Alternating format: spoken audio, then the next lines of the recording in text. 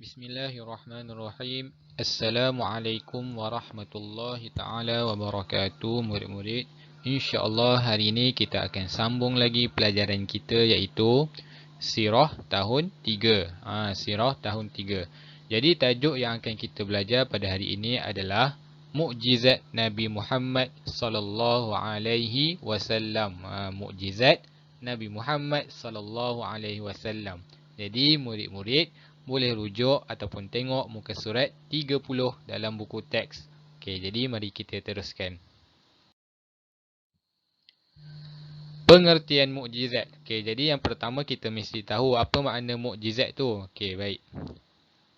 Mukjizat dari segi bahasa iaitu melemahkan atau mengalahkan.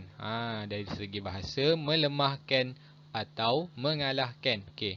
Dari segi istilah pula, iaitu perkara luar biasa yang berlaku kepada Rasul dan para Nabi yang dianugerahkan oleh Allah Subhanahu Wa Taala. Jadi, pengertian mukjizat dari segi istilah iaitu perkara luar biasa yang Allah berikan kepada Rasul dan para Nabi yang tidak Allah berikan kepada orang lain.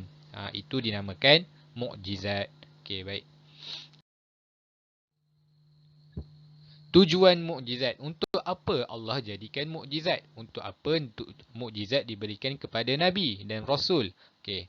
Yang pertama, ianya sebagai bukti kerasulan dan kenabian. Jadi, disebabkan mukjizat ni adalah hanya kepada Rasul dan Nabi, jadi mereka mesti ada sesuatu yang perlu luar biasa untuk ditunjukkan kepada orang lain, yang mereka adalah lain daripada yang lain. Jadi, Allah berikan kelebihan mukjizat kepada Rasul dan Nabi.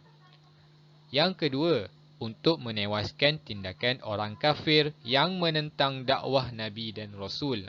Ni adalah untuk menewaskan tindakan ataupun perkara-perkara yang orang kafir nafikan tentang Nabi dan Rasul, maka Nabi lawan dengan mukjizat. Okey. Yang ketiga, membuktikan kebenaran ajaran yang dibawa oleh para Rasul. Jadi yang ketiga, untuk membuktikan kebenaran Islam lah yang dibawa oleh para Rasul. Okey, baik.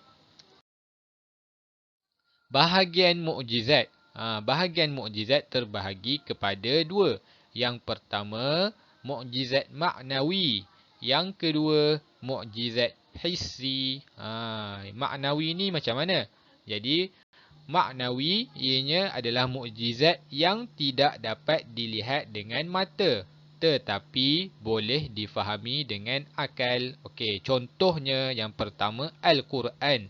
Al-Quran yang kita duk tengok sekarang ni, yang kita duk baca sekarang ni, yang itu kita panggil mushaf. Mushaf ni macam ni lah. Ia hanyalah tulisan, tapi kelebihan cara penurunan Al-Quran tu, zat Al-Quran tu kita tak nampak. Kita hanya boleh baca sahaja dan kita boleh faham dengan akal.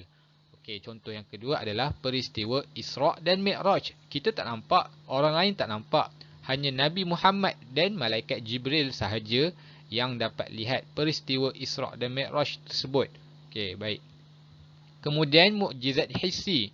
Mukjizat hissi adalah mukjizat yang dapat dilihat dengan mata. Contohnya keluar air dari celah jari Nabi. Ada satu peristiwa yang mana telah keluar air daripada celah-celah jari Nabi.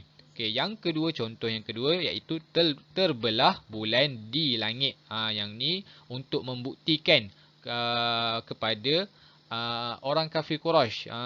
Mereka telah meminta Nabi untuk membelah langit, untuk membelah bulan di langit. Jadi Nabi pun buat seperti yang diminta oleh kaum kafir. Jadi itulah kekuasaan Allah yang Allah berikan kepada Rasul. Jadi yang ketiga, melambatkan matahari terbenam. Okey, melambatkan matahari terbenam. Lagi banyak lagi contoh-contoh mukjizat yang terdapat dalam sirah-sirah Nabi, yang terdapat dalam hadis-hadis, cerita-cerita Nabi yang sebelum ni. Okey. Jadi alhamdulillah, setakat itu sahaja pelajaran kita pada hari ini. Jumpa lagi pada masa akan datang insya-Allah. Assalamualaikum warahmatullahi wabarakatuh.